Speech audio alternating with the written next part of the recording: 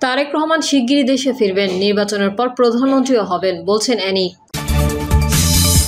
জানাবো গণপরিষদ নির্বাচনের ব্যাপারে সরকারকে একটা সিদ্ধান্তে আসতে হবে, বলছেন আক্তার।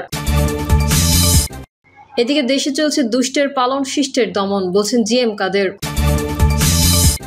জানিয়ে দিব অবাধ সুষ্ঠু নির্বাচনই বাংলাদেশ রাষ্ট্রের সংকটকে দূর করতে পারে। জানাবো খালাস পেলেন বিএনপি নেতা সেলিম ভুঁইয়া। এবং সর্বশেষ জানাবো এক মোটরসাইকেলে 4 জন, প্রাইভেট কারের ধাক্কায় নিহত 3। এতক্ষণ শুনছিলেন সংবাদ শিরোনাম, এবারে বিস্তারিত। তারেক রহমান শিগগিরই দেশে ফিরবেন, নির্বাচনের পর প্রধানমন্ত্রীও হবেন, বলছেন অ্যানি। জাতীয় নেতৃত্বে তারেক রহমান শিগগিরই দেশে ফিরবেন, নির্বাচনে অংশ নেবেন এবং বাংলাদেশের প্রধানমন্ত্রী হিসেবে দায়িত্ব নেবেন বলে জানিয়েছেন দলটির জাতীয় নির্বাহী কমিটির সদস্য শহীদ উদ্দিন চৌধুরী অ্যানি। তিনি বলেন, দেশে জনগণের সরকার প্রতিষ্ঠায় নেতৃত্ব দেবে তারেক রহমান। অ্যানি বলেন, তারেক রহমানের নেতৃত্বে জাতীয় ঐক্য সৃষ্টি হয়েছে। আমরা তার কাছ থেকে সাহস ও মনোবল পাই। তাই নিশ্চিতভাবে বলতে পারি, আসন্ন নির্বাচনে জনগণের সরকার প্রতিষ্ঠিত হবে এবং সেই সরকারের নেতৃত্বে থাকবেন বিএনপি। তিনি আরও জানান, ক্ষমতায় গেলে বিএনপি প্রথম 1 বছরের মধ্যেই কর্মসংস্থান সৃষ্টি সহ গুরুত্বপূর্ণ পরিকল্পনা বাস্তবায়ন করবে। একদলীয় শাসন ও কর্তৃত্ববাদী রাজনীতির পরিবর্তে গণতন্ত্র পুনঃপ্রতিষ্ঠা ও নতুন অধ্যায় রচনায় তারেক রহমান পরিকল্পনা তৈরি করেছেন বলেও তিনি উল্লেখ করেন। প্রয়াত প্রেসিডেন্ট জিয়াউর রহমান স্মরণ করে অ্যানি বলেন, জাতিকে ঐক্যবদ্ধ করেছিলেন বলেই আজ বাংলাদেশ রাষ্ট্র নিয়ে আমরা গর্ব করতে পারি। তার ধারাবাহিকতায় খালেদা জিয়া এবং বর্তমানে তারেক রহমান দেশের মানুষের পাশে রয়েছেন। বিএনপি কখনো জনগণ থেকে বিচ্ছিন্ন হয়নি, আর কোনো ষড়যন্ত্রই সফল হবে না। আওয়ামী লীগের সমালোচনা করে তিনি বলেন, স্বাধীনতার পর থেকে দলটি কখনো গণতান্ত্রিক দলের রূপ নিতে পারেনি। শেখ হাসিনা গত 17 বছর ধরে গুম, খুন ও নির্যাতনের রাজনীতি চালিয়েছেন। শেষ পর্যন্ত ছাত্র জনতার আন্দোলনের মুখে তাকে দেশ ছাড়তে বাধ্য হতে হয়েছে। গণপরিষদ নির্বাচনের ব্যাপারে সরকারকে একটা সিদ্ধান্তে আসতে হবে, বলছেন আক্তার। জাতীয় নাগরিক পার্টি এনসিপির সদস্য সচিব আক্তার হোসেন বলেছেন, বাংলাদেশের সংবিধান, বিচার বিভাগ, প্রশাসন প্রত্যেকটা জায়গায় যে সংস্কারগুলো প্রয়োজন সেসব নিয়ে অনেক আলাপ আলোচনা তৈরি হয়েছে। আমরা চাই গণপরিষদ নির্বাচনের মাধ্যমে সংবিধান সংশোধন করে তারপর জাতীয় নির্বাচন হোক, কিন্তু অনেকেই শুধু চায় জাতীয় সংসদ নির্বাচন।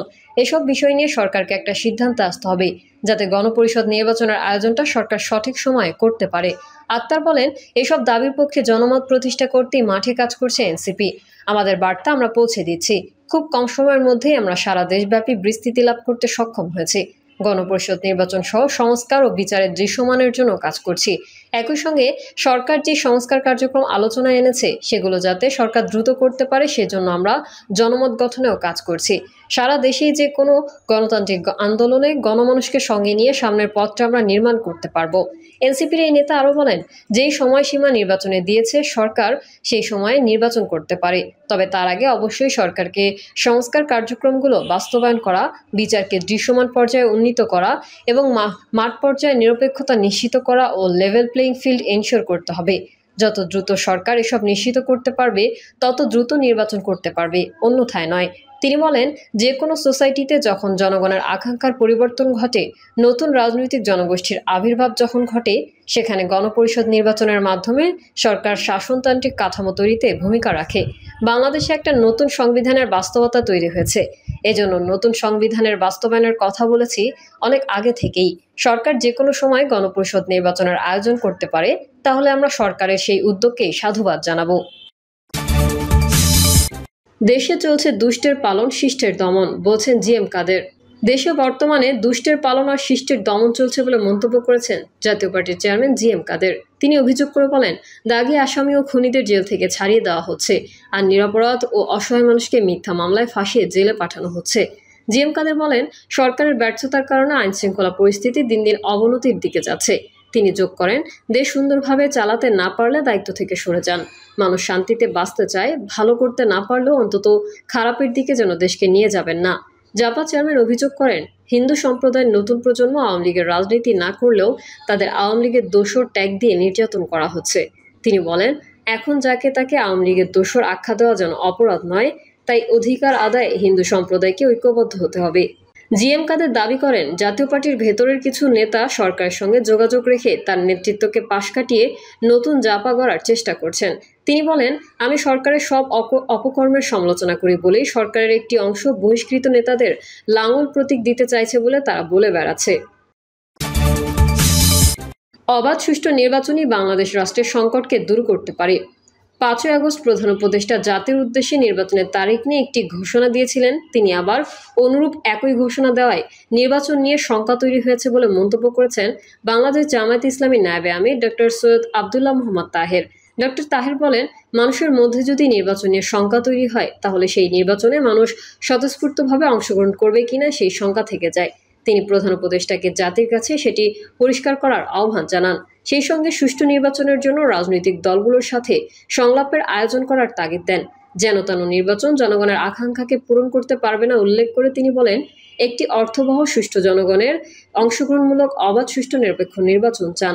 উৎসবমুখর পরিবেশ, উৎসবমুখর নির্বাচন, সকল বৈধ দলের স্বৈরাচার ছাড়া অংশগ্রহণের নির্বাচন, কেবল অবাধ সুষ্ঠু নির্বাচনই বাংলাদেশ রাষ্ট্রের এই সংকটকে দূর করতে পারে। জামায়াত ইসলামী দৃঢ়ভাবে বিশ্বাস করে বলে মন্তব্য করেন। জামায়াতের নায়েবে আমির বলেন, নির্বাচনের আগে লেভেল প্লেইং ফিল্ড তৈরি করতে হবে। সংস্কারের বিষয়ে অনেকগুলো বিষয়ে সমস্ত রাজনৈতিক দলগুলো ঐকমত্য পোষণ করেছে। এই সংস্কারের ভিত্তিতেই নির্বাচন হতে হবে। এই সংস্কারের ভিত্তিতে নির্বাচন হতে হলে সংস্কার একটি আইনি ভিত্তি তৈরি করতে হবে। খালাস পেলেন বিএনপি নেতা সেলিম ভুঁইয়া। অবৈধ সম্পদ অর্জন ও সম্পদের তথ্য গোপন, তথ্য দুর্নীতির মামলায় বিএনপির কুমিল্লা বিভাগীয় সাংগঠনিক সম্পাদক সেলিম ভুঁইয়াকে খালাস দিয়েছে ঢাকার একটি আদালত। বৃহস্পতিবার ঢাকার বিশেষ জজ আদালত 1-এর বিচারক আবুল কাশেম এই রায় দেন। সেলিম ভুঁইয়ার আইনজীবী সৈয়দ জয়নুল আবেদিন মেজবাহ এই তথ্য নিশ্চিত করেছেন।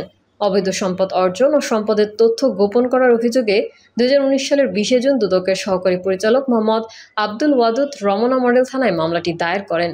অভিযোগে বলা হয়, সেলিম ভুঁইয়া দুদকে যে সম্পদ বিবরণী জমা দিয়েছেন তাতে তিনি 1,09,75,932 টাকার সম্পদের তথ্য গোপন করেছেন। দুদকের অনুসন্ধানে তার নামে 4,43,48,413 টাকার স্থাবর ও অস্থাবর সম্পদের খোঁজ পাওয়া গেছে উল্লেখ করে মামলাটি করা হয়। এর মধ্যে তিনি 1,31,08,83 টাকার সম্পদের উৎস দেখাতে ব্যর্থ হয়েছেন, যা তার জ্ঞাত আয়ের বহির্ভূত সম্পদ হিসেবে প্রমাণিত। এছাড়া উল্লেখ করা হয়, তদন্ত শেষে 2022 সালের 13 ফেব্রুয়ারি আদালতে অভিযোগপত্র দাখিল করেন আব্দুল ওয়াদুদ। 2023 সালের 24 আগস্ট সেলিম ভুঁইয়ার বিরুদ্ধে অভিযোগ গঠনের মাধ্যমে এই মামলার বিচার শুরু হয়। মামলার বিচার চলাকালে আদালত 10 জন সাক্ষীর মধ্যে 8 জনের সাক্ষ্য গ্রহণ করেন। এক মোটরসাইকেলে 4 জন, প্রাইভেট কারের ধাক্কায় নিহত 3। ঢাকা মাওয়া এক্সপ্রেসওয়েতে প্রাইভেট কারের ধাক্কায় মোটরসাইকেল 3 আরোহী নিহত হয়েছেন। এ ঘটনায় গুরুতর আহত হয়েছেন আরও একজন।